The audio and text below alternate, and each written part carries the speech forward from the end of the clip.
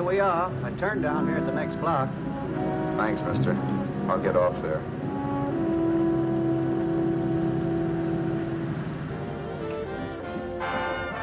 Want anything else? No. Hey, you. Me? Yeah, you. Where you heading? East. Too bad. I thought if you was heading north, I might be able to help you out. I'm pushing the Salt Lake, and I don't like to ride it alone at night. I'm one of those guys that got to talk or I fall asleep. Oh. Sure, now, my partner, he's got Lou to keep him company, but I ain't got nobody at all. Where you coming from? West. Yeah, sure, I know, but where, L.A.? Maybe. Got a cousin out in L.A. You don't say. Yeah, he's been out.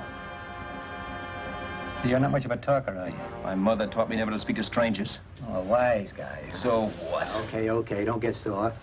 Just trying to be sociable, that's all. Hey, Glamorous. You change for a dime, will you?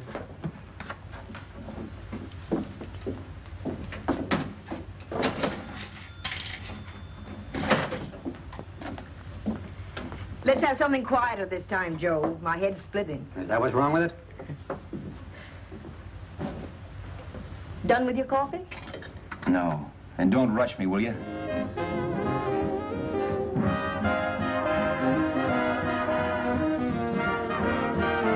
Hey, turn that off. Will you turn that thing off? What's eating you now? Yeah, what's eating you? That music, it stinks. Oh, you don't like it, huh? No, turn it off. Oh, wait a minute, pal. That was my nickel, see?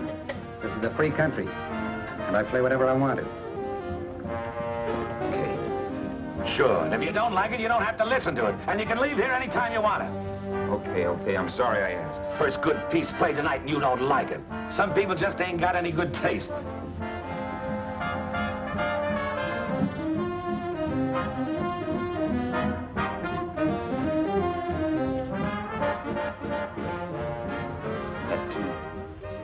That tune.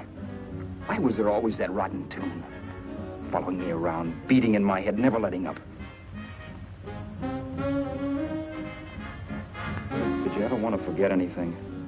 Did you ever want to cut away a piece of your memory or blot it out? You can't, you know. No matter how hard you try. You can change the scenery. But sooner or later, you'll get a whiff of perfume, or somebody will say a certain phrase or maybe hum something.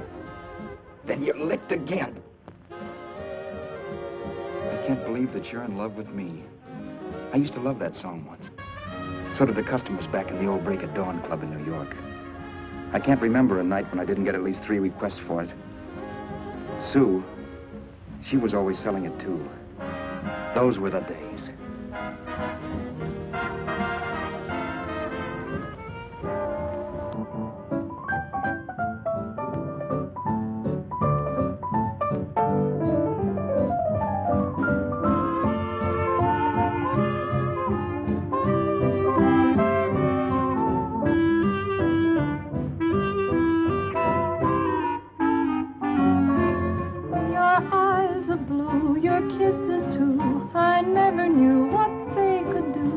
I can't believe that you're in love with me.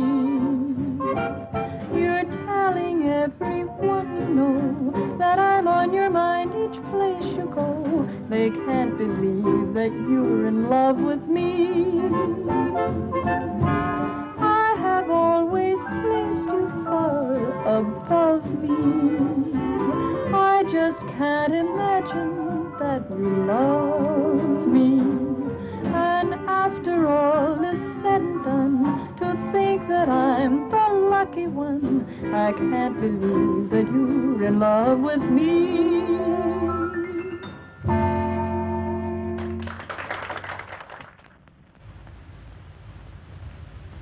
It wasn't much of a club, really. You know the kind. A joint where you could have a sandwich and a few drinks and run interference for your girl on the dance floor. I pounded the piano in there every night from 8 until the place closed up, which usually meant 4 in the morning. A good job as jobs went in those days. Then, too, there was Sue, who made working there a little like working in heaven. But how we felt about each other, well, there was nothing very unusual in that. I was an ordinary healthy guy, and she was an ordinary healthy girl, and when you add those two together, you get an ordinary healthy romance, which is the old story. Sure, but somehow, the most wonderful thing in the world.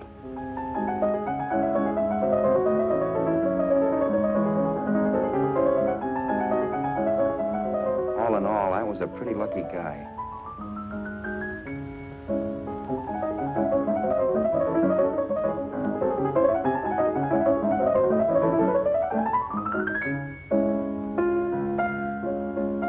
Mr. Paderewski, I presume. It's beautiful. You're going to make Carnegie Hall yet, Al? Yeah, as a janitor. I'll make my debut in the basement. I don't blame you for being bitter, darling, but you mustn't give up hope. Why, someday... Yeah, someday. If I don't get arthritis first. In the meantime, let's blow this trap.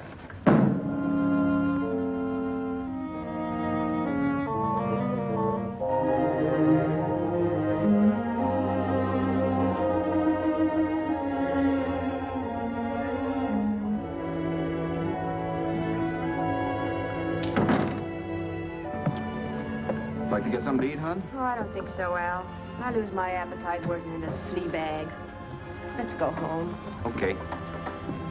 I can't stand much more of that dump. Did you see that drunk tonight trying to paw me? No, what drunk? Does it matter what drunk? Say, what's the matter with you tonight, darling? That's the third time you started to tell me something and then stopped. We shouldn't have any secrets from each other, Sue.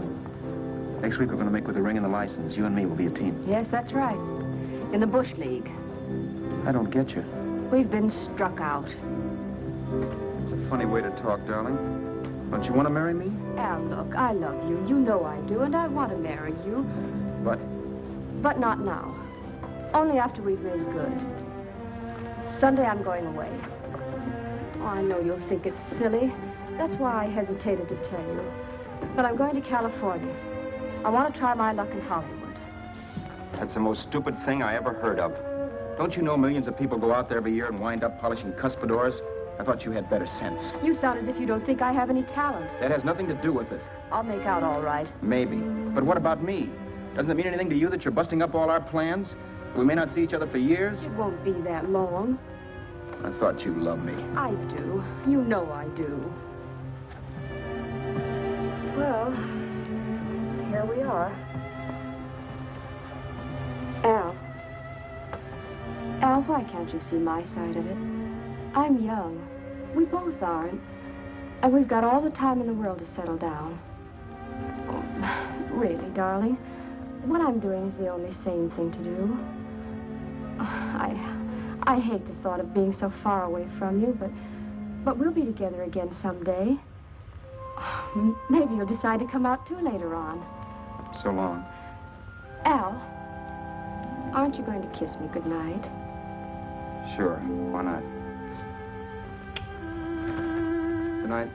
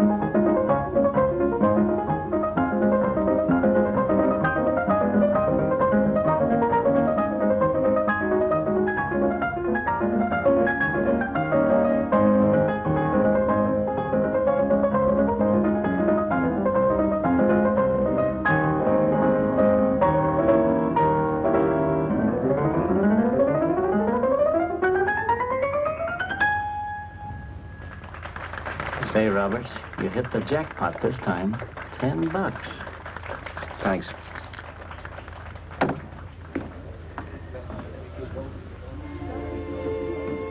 So when this drunk handed me a 10 spot after a request, I couldn't get very excited.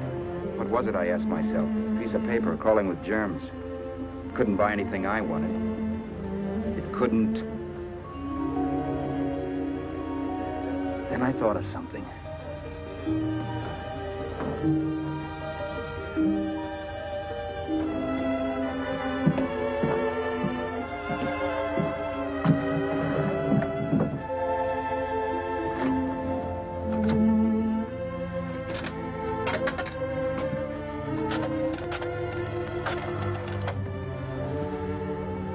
Long distance. I'd like to put a call through to Los Angeles. Miss Harvey. Sue Harvey, Harvey. The number is Crestview 65723.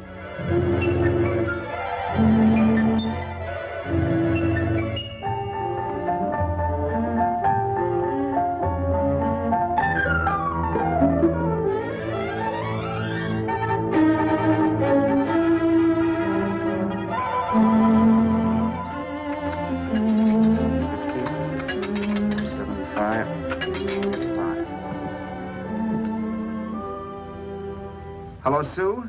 This is Al. Oh, baby, it's great to hear from you, too. What's that? You do? Oh, me too, darling. I thought I'd go batty without you. I just had to... Huh? You're working as a hashlinger?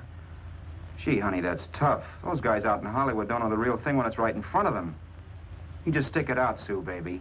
Keep going around to those casting offices. I'm sure you'll click. Look, I'll tell you what. You stay put out there, I'll come to you. No, don't try to stop me. Just expect me. Train? Who knows? Train, plane, bus, magic carpet. I'll be there if I have to crawl. If I have to travel by pogo stick.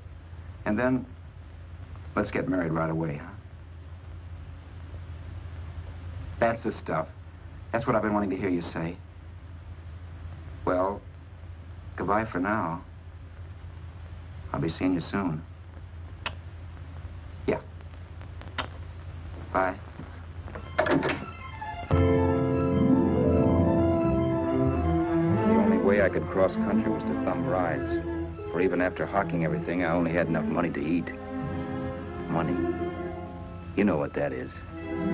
It's the stuff you never have enough of. Little green things with George Washington's picture that men slave for, commit crimes for, die for. It's the stuff that has caused more trouble in the world than anything else we ever invented. Simply because there's too little of it. At least I had too little of it. So it was me for the thumb.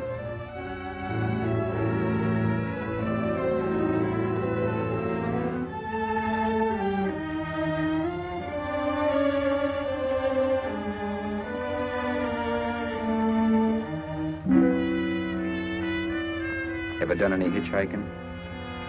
It's not much fun, believe me. Oh, yeah, I know all about how it's an education, how you get to meet a lot of people and all that. But me, from now on, I'll take my education in college, or in PS 62, or I'll send $1.98 in stamps for 10 easy lessons.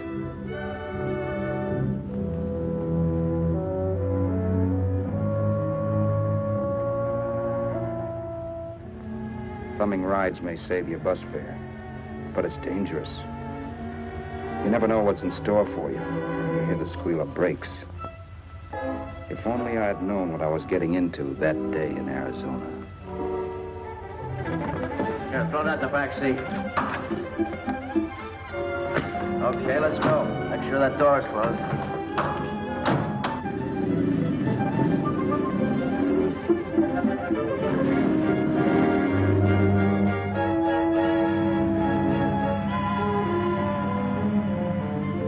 You know, Emily Post ought to write a book of rules for guys thumbing rides. Because as it is now, you never know what's right and what's wrong. We rode along for a little while, neither one of us saying anything. I was glad of that. I never know what to say to strange people driving cars. Then, too, you can never tell if a guy wants to talk. A lot of rides have been cut short because of a big mouth. So I kept my mouth shut until he started opening up. Hand me that little box in the compartment, will you, pal? Hold the wheel, will you?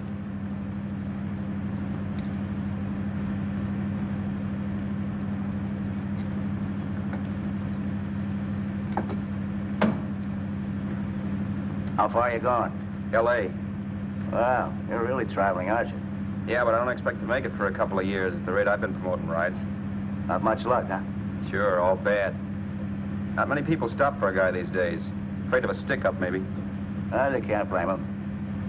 Where you coming from? New York? Well, New York. You're in luck this time. I'm going all the way. Right through to Los Angeles. You drive a car? Sure. Whenever you're tired, let me know. I'll holler. I guess at least an hour passed before I noticed those deep scratches in his right hand. They were wicked. 3 puffy red lines about a quarter of an inch apart. He must have seen me looking at them because he said, Beauties, aren't they? They're gonna be scars someday. What an animal. Whatever it was, it must have been pretty big and vicious to have done that. Right on both counts, New York. I was tussling with the most dangerous animal in the world. A woman. She must have been Tarzan's mate. Looks like you lost the bob. Certainly wasn't a draw. You know, there ought to be a law against dames with claws. Yeah. I tossed her out of the car in her ear. Was I wrong? Give a lift to a tomato, you expect her to be nice, don't you? Yeah. After all, what kind of dame's son rides? Sunday school teachers? Yeah. A little witch. She must have thought she was riding with some fall guy. And me, who's been booking horses around racetracks since I was 20. I've known a million dames like her. 2 million. Yeah. Stopped the car, opened the door. Take it on the yard to Duffy's sister, I told her. That's the stuff. As I was done, huh? But if you want to see a real scar, brother, get a load of this. Wow. I got that one dueling. Dueling? Yeah, we're just kidding, of course. My dad owned a couple of Franco-Prussian sabers. Kept them on the wall for decorations. Well, one day, the kid and I took them down when the old man wasn't around. Had a duel. He got me in the arm here. Pretty mean cut. Infection set in later. Yeah, I can see that. Now, give me that box again, will you? Yeah.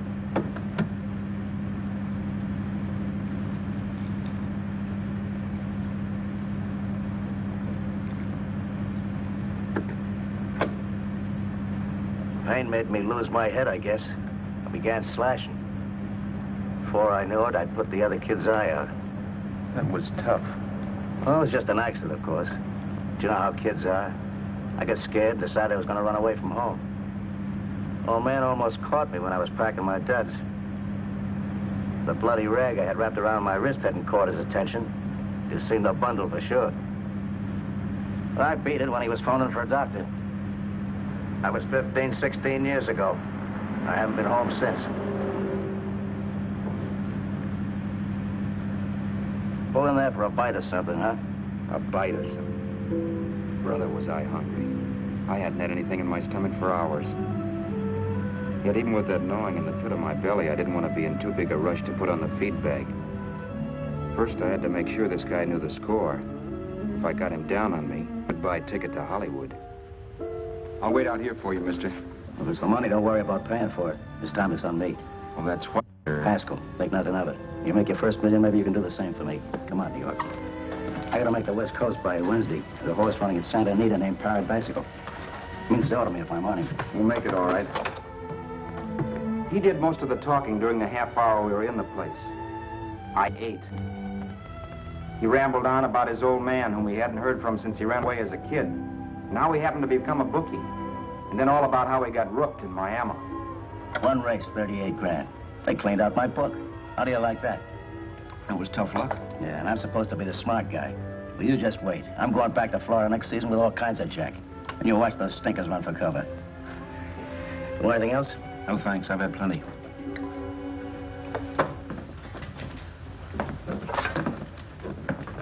That check there, sister? Oh, just a minute. Your change, sir. Keep it, sister. Oh, thank you, sir. Call again. I'll be waiting outside for you when you finish work. Sharp check, huh?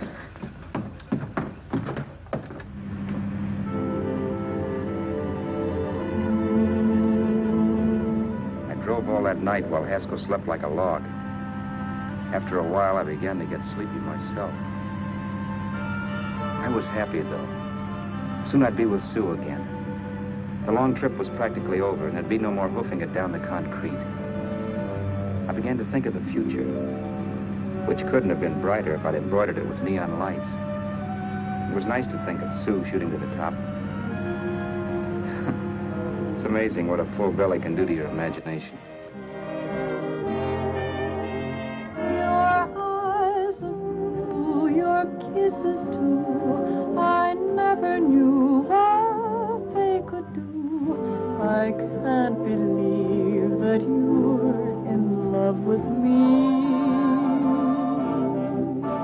You're telling everyone you know I'm on your mind each place you go.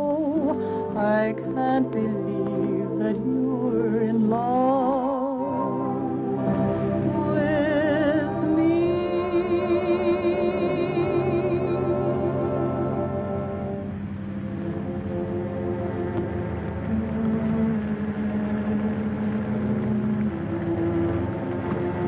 Mr. Haskell? Mr. Haskell?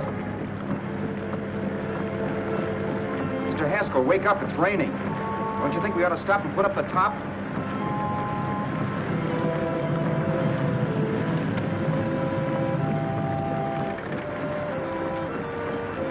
Mr. Haskell, I'm going to put up the top.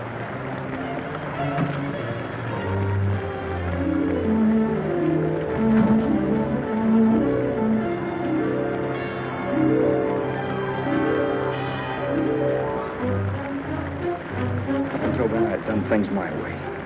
But from then on, something else stepped in and shunted me off to a different destination than the one I had picked for myself. But when I pulled open that door... Mr. Haskell, what's the matter? Are you hurt? Are you hurt, Mr. Haskell? Start your sermon. I'll listen to it. But I know what you're going to hand me even before you open your mouths. You're going to tell me you don't believe my story of how Haskell died and give me that don't make me laugh expression on your smug faces. I saw at once he was dead, and I was in for it. Who would believe he fell out of the car? Why, if Haskell came too, which of course he couldn't, even he would swear I conked him over the head for his dough. Yes, I was in for it. Instinct told me to run, but then I realized it was hopeless. There were lots of people back down the road who could identify me. That gas station guy and the waitress. I would be in a worse spot then, trying to explain why I beat it. The next possibility was to sit tight and tell the truth when the cops came. But that would be crazy. They'd laugh at the truth. I'm not having my head in the noose. So what else was there to do but hide the body and get away in the car? I couldn't leave the car there with him in the gully. That would be like erecting a tombstone.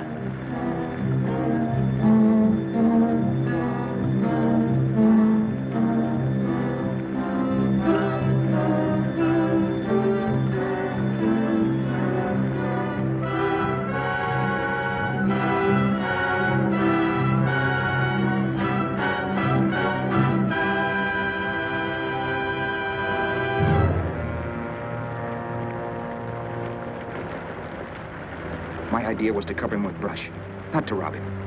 But then I remembered that even if I only drove the car for 100 miles or so, I would need money for gas.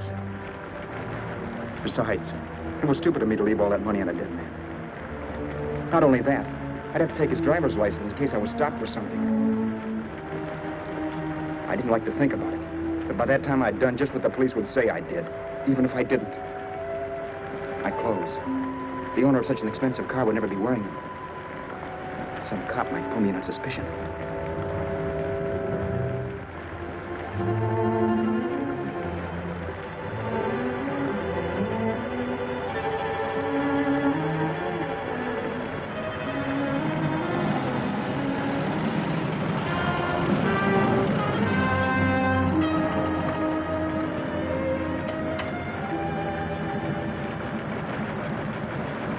Hey, you, this your car? Don't you know better than to leave a car with the wheels halfway in the middle of the road? That's the way accidents happen. I'm sorry, officer. I was just putting up my top. I didn't think. Well, the next time, think. I'll let you go now, but watch your step in the future. I know that's a lonely stretch, but cars come by here once in a while, and we have plenty of crack-ups. Thanks, officer.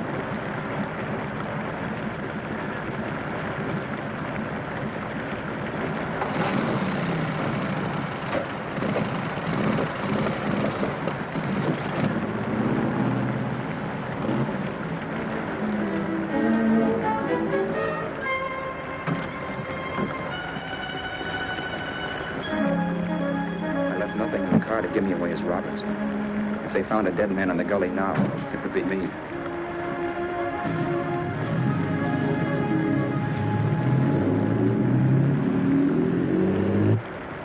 As I drove off, it was still raining, and the drops streaked down the windshield like tears. I kept imagining I was being followed and that I could hear sirens back in the distance. Just how long it took me to cover the 60-odd miles to the California state line, I don't know. I lost all track of time. But the rain had stopped and the sun was up when I pulled up to the inspection station. Hello? Carrying any fruits or vegetables? No. Any livestock or poultry? No. I'd like to see your registration and driver's license, please. Anything in the baggage compartment? Just baggage. Charles Haskell, Jr., age 30, brown eyes, dark hair.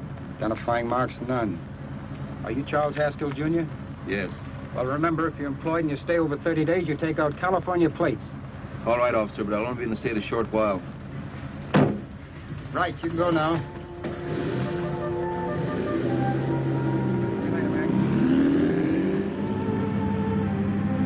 I couldn't drive any farther without some sleep. Cops or no cops, I knew I had to hit the hay and hit it hard. I was dead tired.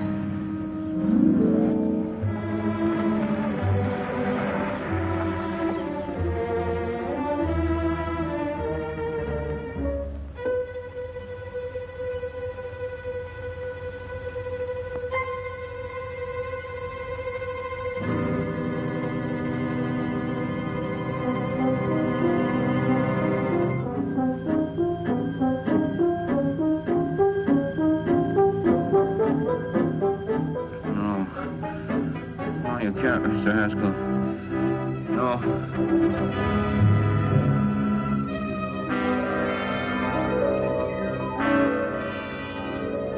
Mr. Haskell, you can't die. I think I did it. No, Mr. Haskell. No.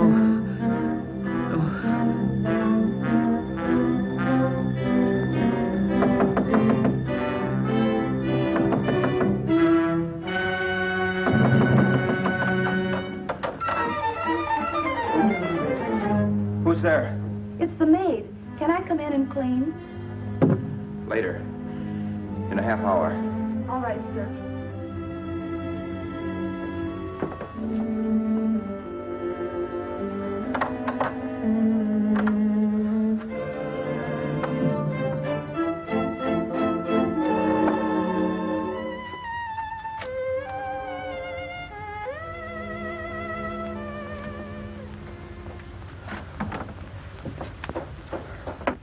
There was no time to lose.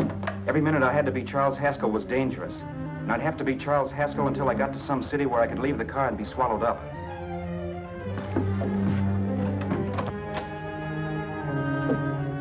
That meant driving the car as far as San Bernardino, maybe even to Los Angeles.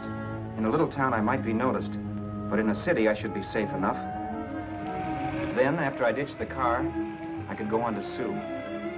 But those 5 minutes at the state line made me realize it might be a good idea to find out a little bit about Mr. Haskell. Then if anybody asked me questions, I could give the right answers. The first thing I found out was that I had $768. This was a lot of jack, but believe me, it was the kind of money I'd rather not have.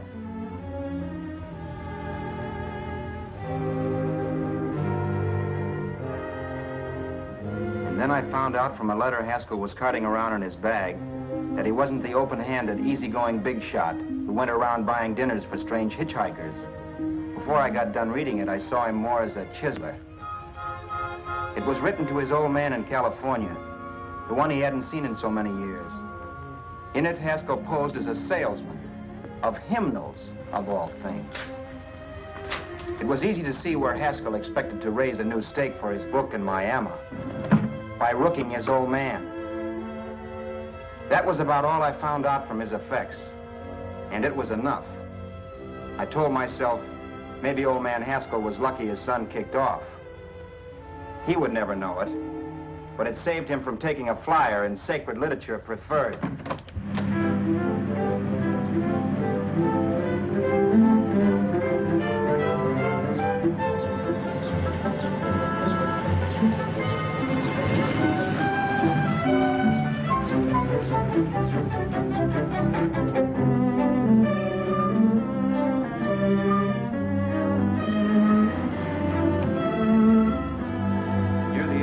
Desert Center, I pulled up for water.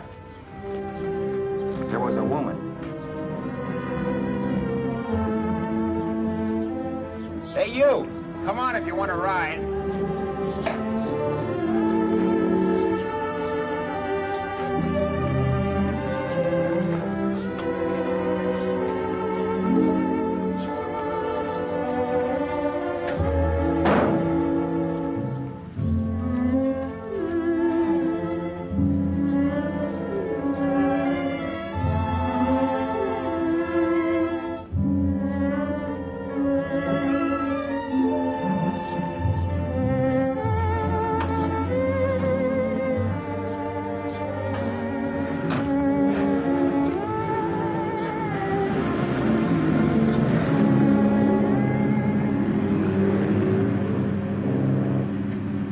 How far are you going?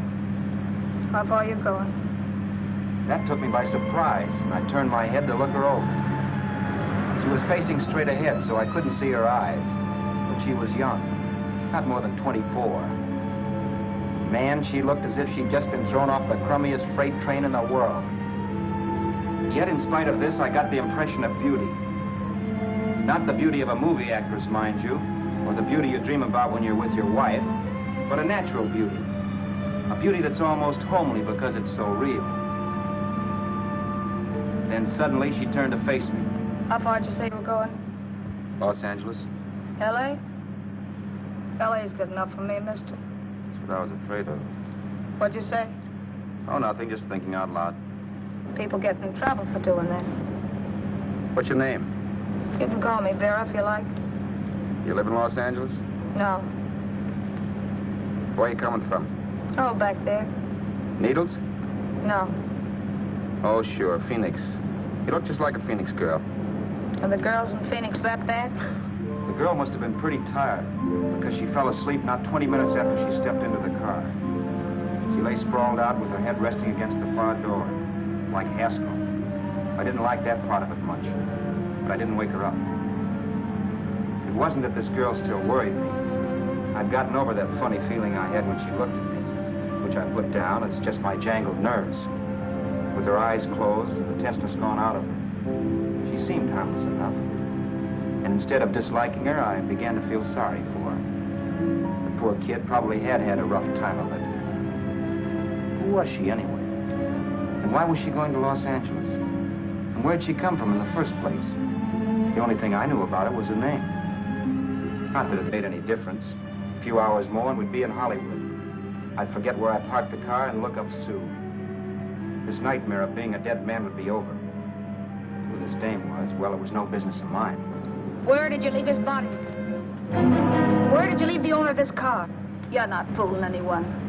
This buggy belongs to a guy named Haskell. That's not you, mister. You're out of your mind. That's my name, Charles Haskell. I can prove it. It's my driver's Save license. yourself the trouble, mister. Having Haskell's wallet only makes it worse. It just so happens I rode with Charlie Haskell, all the way from Louisiana. He picked me up outside of Shreveport. You rode? You heard me. Then it all came back to me. All the talk about dueling and scars and scratches. There was no doubt about it. Vera must be the woman Haskell had mentioned. She must have passed me while I slept. Well, I'm waiting. My goose was cooked.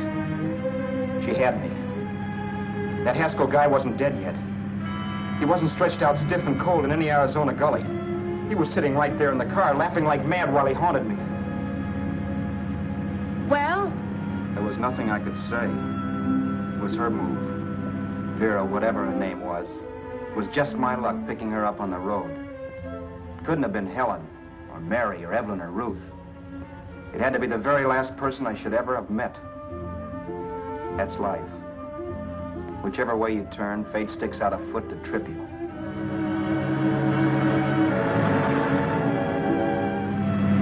I told her everything, but she didn't believe my story. I should have saved my breath. That's the greatest cock and bull story I ever heard. So he fell out of his car. Say, who do you think you're talking to, a hick? Listen, mister, I've been around, and I know a wrong guy when I see one. What'd you do, kiss him with a wrench? Now, wait a minute. What I told you was true. You see, that's why I had to do it. You think I killed him? Well, the cops would have thought so, too. Yeah, well, maybe they still think so. What makes you so sure I'll shut up about this? Vera, I'm innocent. Give me a break, will you? It won't do me any good having you pinched. The cops are no friends of mine. Now, if there was a reward, but there isn't. Thanks. Don't thank me yet. I'm not through with you by a long shot. Let's see that roll.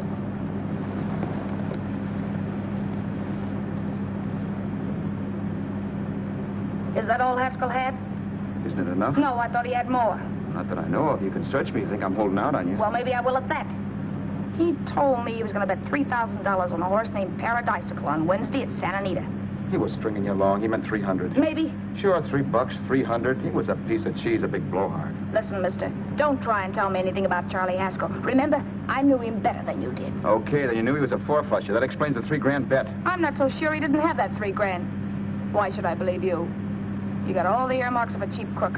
Now, wait a Shut minute. Up. You're a cheap crook and you killed him. For 2 cents, I'd change my mind and turn you in. I don't like you. All right. Don't get sore. I'm not getting sore. But just remember who's boss around here.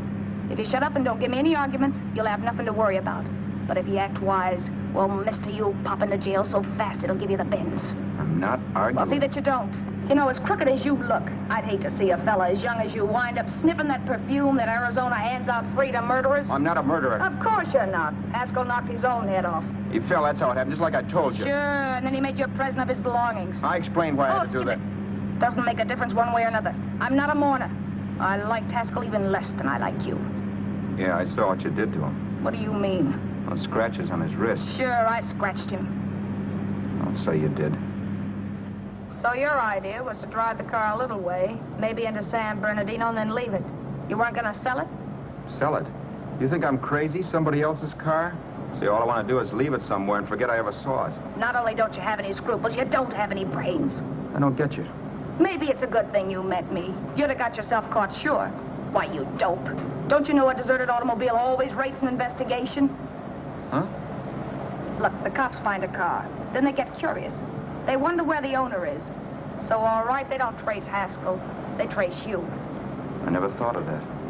The only safe way to get rid of the car is to sell it to a dealer. Get it registered under a new name. Say, stop at the next store. I want to get a bottle and do some shopping before we hit L.A. Okay. As soon as we find a place, I'll drop you off and pick you up later. Nothing doing. You're coming in, too. From now on, you and I are like the Siamese twins. Have it your way, but I don't get the point. The point is, I don't want you to get lost. I'm not going to beat it if that's what you're afraid of. I'll say you're not. Well, I'm going to see that you sell this car so you don't get caught. Thanks. Of course, your interest wouldn't be financial, would it? You would want a small percentage of the profits. Well, now that you insist, how can I refuse? 100% will do. Fine. I'm relieved. I thought for a moment you were going to take it all. I don't want to be a hog. A few hours later, we were in Hollywood. I was recognizing places Sue had written about. It struck me that far from being at the end of the trip, there was a greater distance between Sue and me than when I started out. Vera wasn't kidding with that Siamese twins crack. She rented a little apartment as Mrs. Charles Haskell. When I objected to this, she explained that it was on account of the car. A dealer might think something was funny if he called and found we were using different names.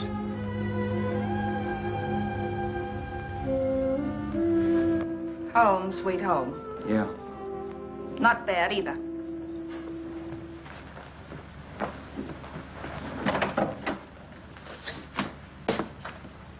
In case there's any doubt in your mind, I'll take the bedroom. Yeah. Sure is stuffy in here.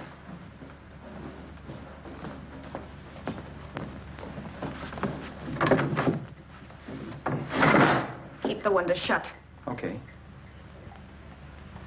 The old crow downstairs said there's a folding bed behind this door.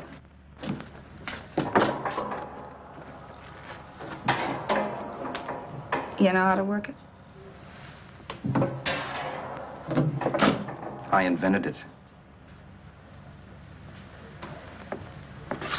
Some joint. One can't have everything.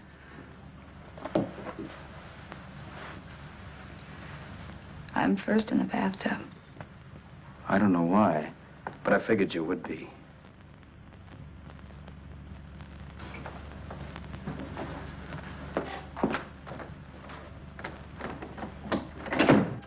Boy, oh boy. It sure feels good to be clean again. I must be 10 pounds lighter. You must be. Well, hitching rides isn't exactly the way you keep your schoolgirl complexion. I wish that guy with the sacks would give up. Gets on my nerves. Forget it. Have a drink. Aren't you afraid I might take you up on it? If I didn't want to give you a drink, I wouldn't have offered it. Why be a sorehead, Roberts? You got yourself into this thing. You should be grateful I'm not turning you in. Why, if I wasn't regular, you'd be in the pen this minute, being photographed, fingerprinted, and being pushed around by the cops. So cheer up. Get rid of that long puss. Or is your conscience bothering you?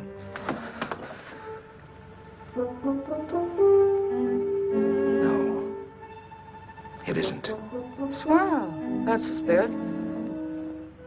He's dead and no mooning around will bring him back.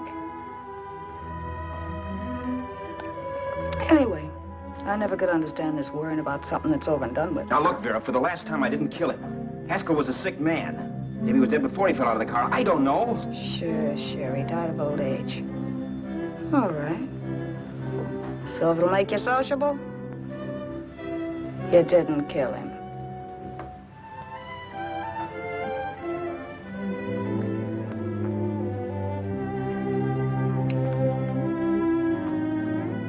Thanks.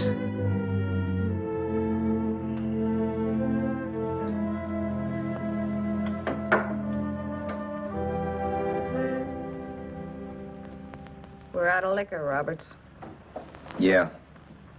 Too bad. I felt like getting tight tonight. Well, I think you succeeded. Am I tight? As a prima donna's corset. That's good.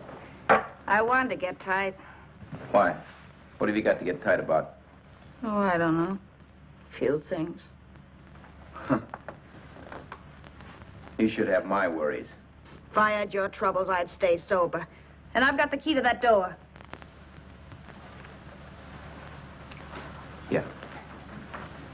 Maybe you're right. I'm always right. You know, I don't like your attitude, Roberts. Well, there's a lot of things I don't like. Sure. But life's like a ball game. You gotta take a swing at whatever comes along before you wake up and find it's the ninth inning. You read that somewhere. That's the truth, Roberts. All you do is bellyache. Taking it easy and, well, trying to make the best of things. But maybe that's what's wrong with the whole world.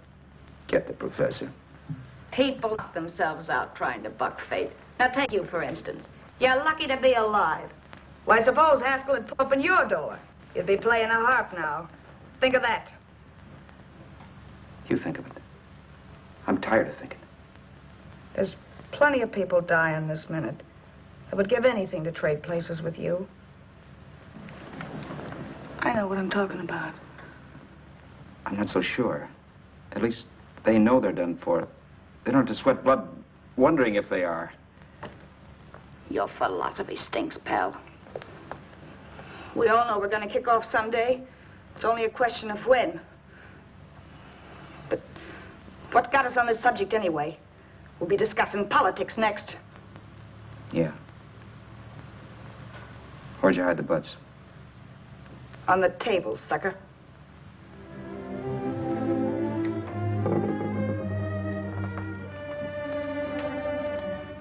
We bored each other with conversation for a couple of hours longer.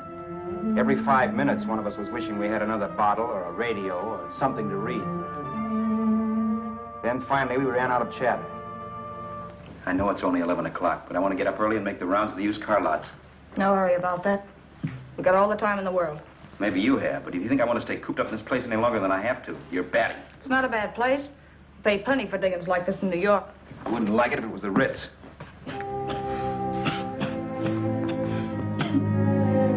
brought me liquor. You got a mean cough. Ought to do something about it.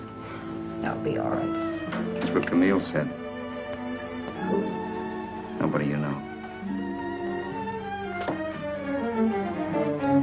Wasn't that the dame that died of consumption? Yeah. Wouldn't it be a break for you if I did kick off? You'd be free with all Haskell's dough and car. I don't want to see anybody die. Not even me. Especially not you. One person died of me. If you did, well, that's all I need. You don't like me, do you, Roberts? Like you? I love you. My favorite sport is being kept prisoner. After we sell the car, you can go to blazes for all I care. But not until then.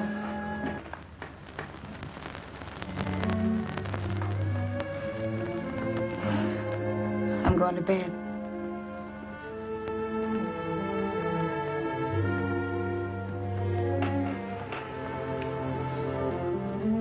Good night, Roberts. Don't try and sneak away during the night. All the doors are locked. Anyway, if I find you gone in the morning, I'll notify the police. They'll pick you up. Don't worry, I know when I'm in a spot. Well, good night. I hope that portable rack isn't too uncomfortable for you. Don't lose any sleep over it, will you, Vera?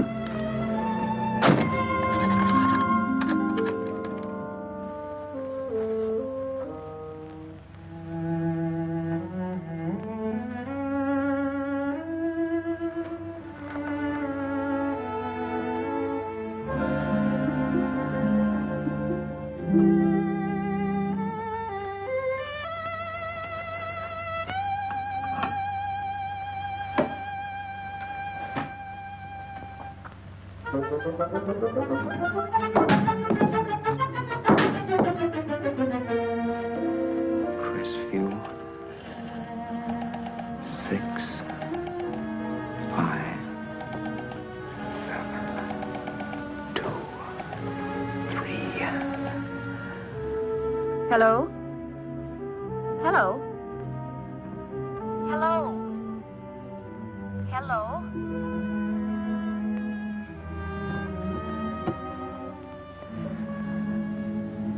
No. Not yet, darling. Tomorrow. Maybe. If this were fiction, I would fall in love with Vera, marry her and make a respectable woman of her, or else she'd make some supreme Class A sacrifice for me and die. Sue and I would bawl a little over her grave and make some crack about there's good in all of us. But Vera, unfortunately, was just as rotten in the morning as she'd been the night before. All right, I'm coming. Look, Vera, it's almost noon. So what? The dealers will be there all day? They'll be there all year, too, but it doesn't wait that long. Shut up. You make us like a husband. Well, do I rate a whistle? You sure do, but let's go. Let's go, let's go. I spent $85 and 2 hours preparing bait, and all you can say is let's go. Come on.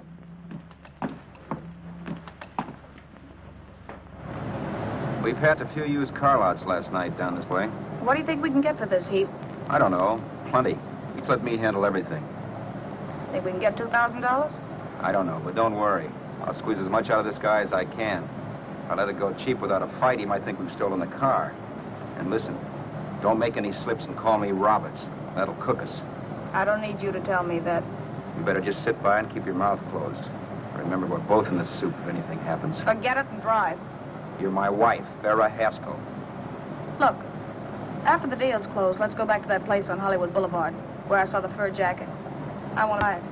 After the deal's closed, I'm saying goodbye to you. That's right, I forgot. I guess I'm getting kind of used to you. Well, that's a habit you could start breaking. Let's try this place in the middle of the block.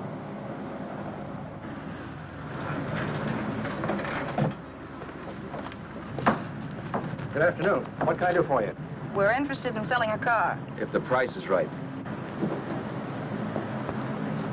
Well, if it's in good mechanical condition, it should blue book for about $1,600. Tony, take a look at this motor. $1,600. Are you kidding?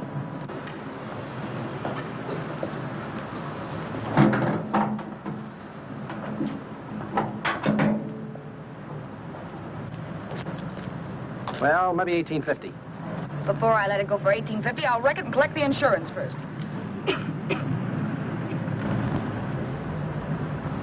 Lady, this motor's seen a lot of driving.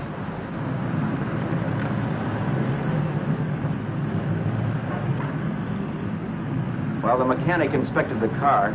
We haggled. At last, when we were all worn out, we hit a compromise. His price.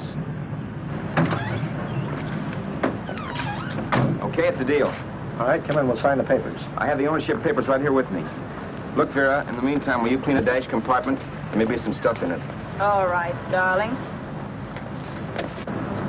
$1,850. That dirty crook.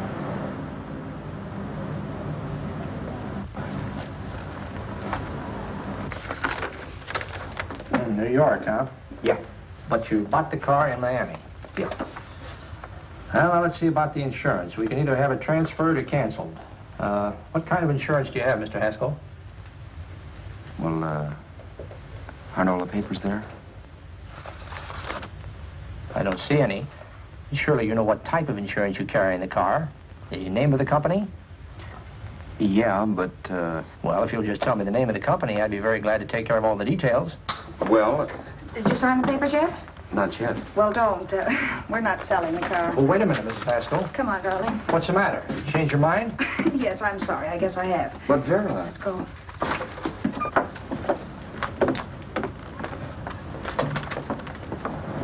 You got me out of a tight spot, Vera.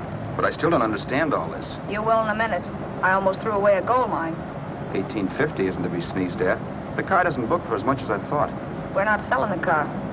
You want to keep it. Now, wait a minute, Vera. You said yourself I wouldn't be safe until the car was in someone else's name. I'd like to be free of this mess when I go. That's just it, Roberts. You're not going. There's a drive-in at the next corner. Pull in there and we'll get a bite to eat. And I'll explain. What is this, another one of your brilliant ideas?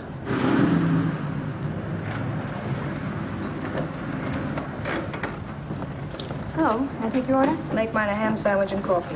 And for you, sir? Oh, I don't care. The same. Thank you.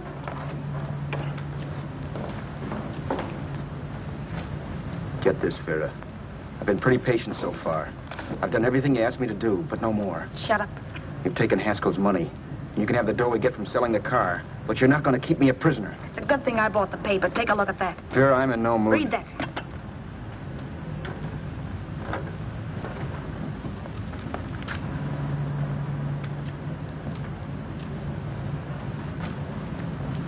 No. Yes. No, I won't do it. Yes, you will. You think I'm crazy? It's impossible, I tell you. Excuse me.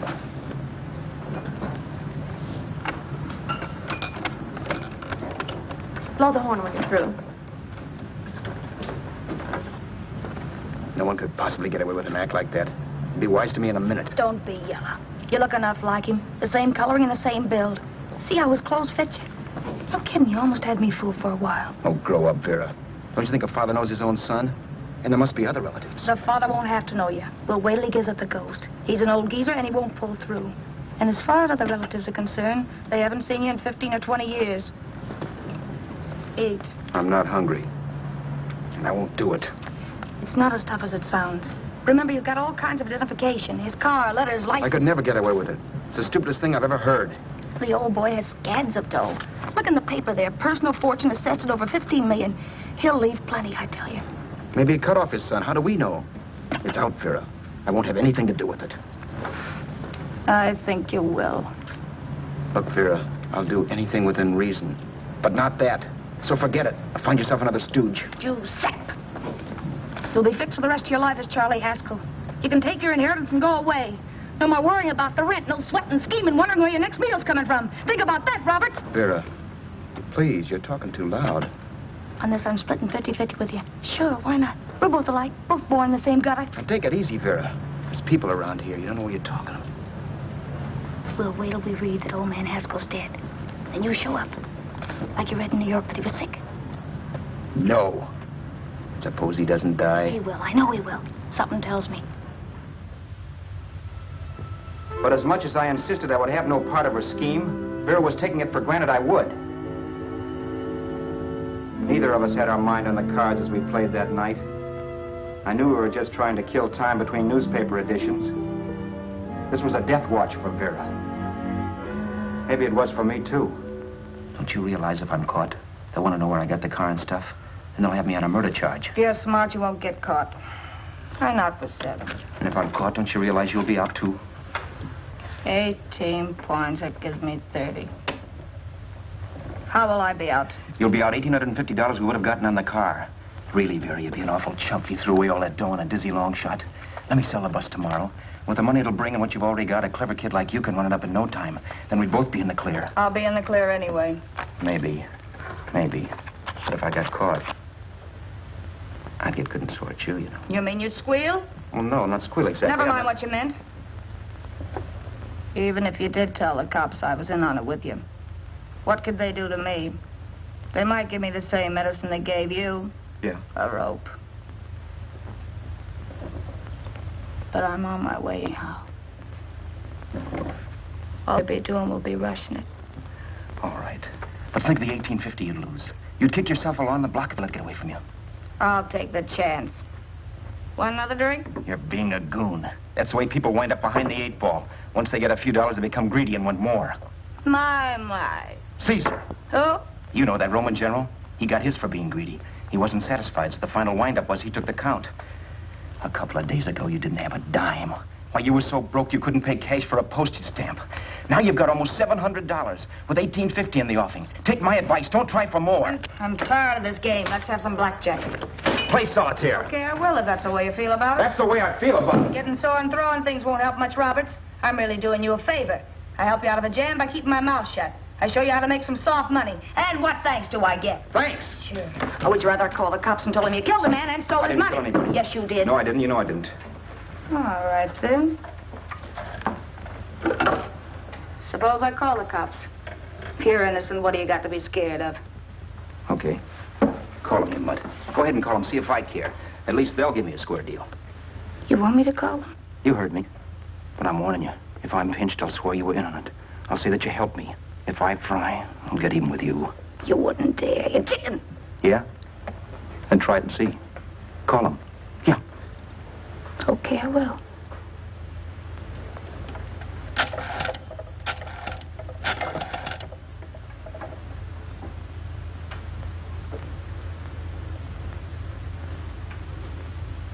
Information? I want the number of the Hollywood police station. Okay, I got it. Thanks. Wait a minute, Vera. You wouldn't do that. Well, wouldn't do that, and I'll show you if I would. Take it easy now. Let's talk this over. This was early in the evening, and the conversation, while hectic, was at least pitched low. But as the minutes passed, and more obstacles to her plan popped into my head, the air got blue. Each word coming from our lips cracked like a whip. I reminded her that as Charles Haskell, I didn't even know my mother's name, where I'd gone to school, the name of my best friend, whether I had an Aunt Emma or not, my religion, and if I'd ever owned a dog. I didn't even know what my middle initial stood for. I also pointed out that the real Haskell had a scar on his forearm. His people never saw that scar. He told me he ran away right after putting out the kid's eye. Yeah, but his father knew he was cut. It'd have to be some kind of a mark. So what? The old man's dead, or will be. I hope by tomorrow morning's papers. Anyway, you could cut yourself a little, couldn't you? Boy, for that kind of dough, I'd let you cut my leg off. You're drunk and you're crazy mad, Vera. Turn me in if you want to, but I won't get mixed up in this. Besides, how do we know? Haskell was such a phony. Maybe he wasn't the man's son at all. Maybe he just dreamed it up. Well, dreaming or not, you won't be dreaming when the law taps you on the shoulder. There's a cute little gas chamber waiting for you, Roberts. And I hear extradition to Arizona's a cinch. Where's that phone? Vera! Leave me alone. Vera! Here. I want a phone call, please. I hate you yellow stinker. You leave me alone. I'll let you alone when you promise to leave the phone where it is. You're drunk. You don't know what you're doing. You're hurting me. Will you promise? All right.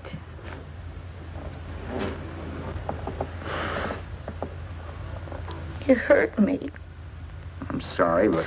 And it's hot in here. Open up a window. It's not hot. Don't tell me. Now, do you do it or do I do it? You're no gentleman, see? Yeah. All right. I'll open up the window.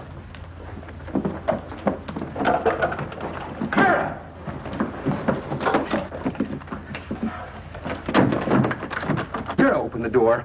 Please open the door. Vera, open the door. Don't use the phone. Listen to me. I don't like you, Roberts. You're no gentleman, see? You hurt my hand, and I'm going to get even with you. If you don't open the door, I'm going to kick it down, Vera. Vera, don't call the cops. Listen to me. I'll do anything you say. Vera, let me in. I'll break the phone.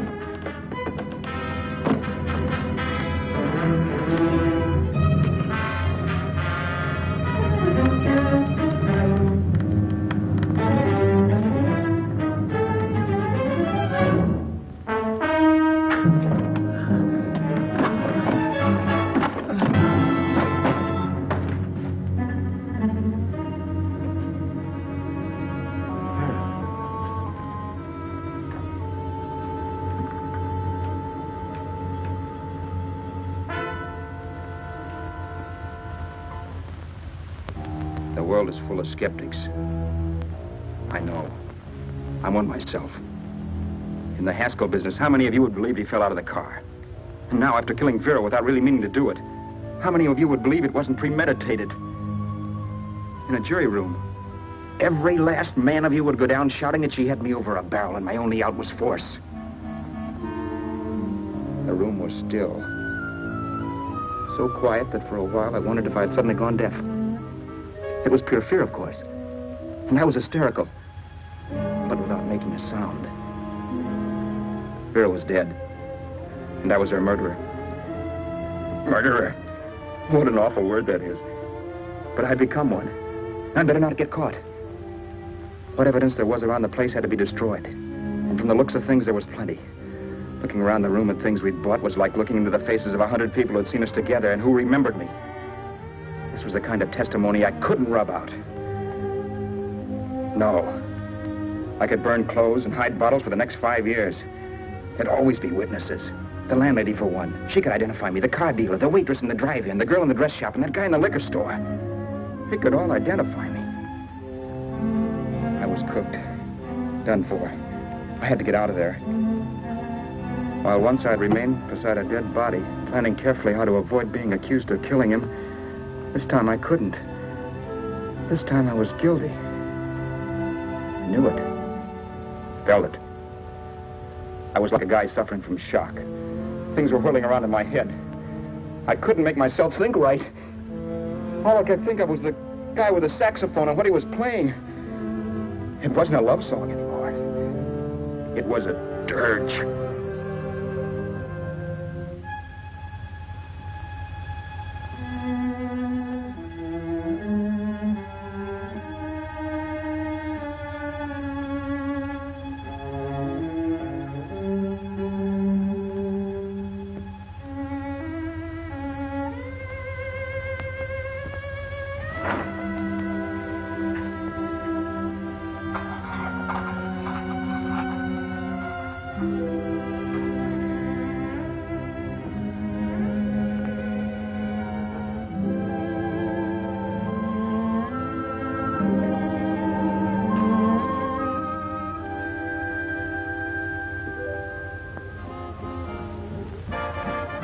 Problems weren't solved. I had to stay away from New York for all time because Al Roberts was listed as dead and had to stay dead. And I could never go back to Hollywood. Someone might recognize me as Haskell. Then, too, there was Sue. I could never go to her with a thing like this hanging over my head. All I could do was pray she'd be happy.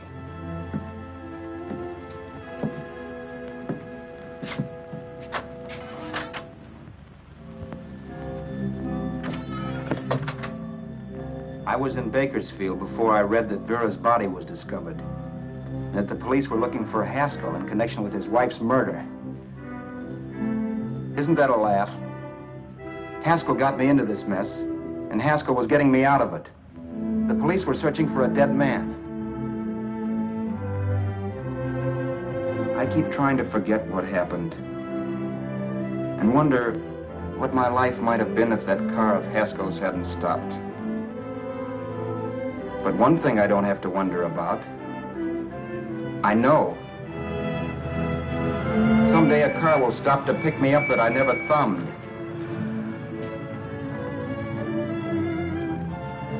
Yes. Fate, or some mysterious force, can put the finger on you or me for no good reason at all.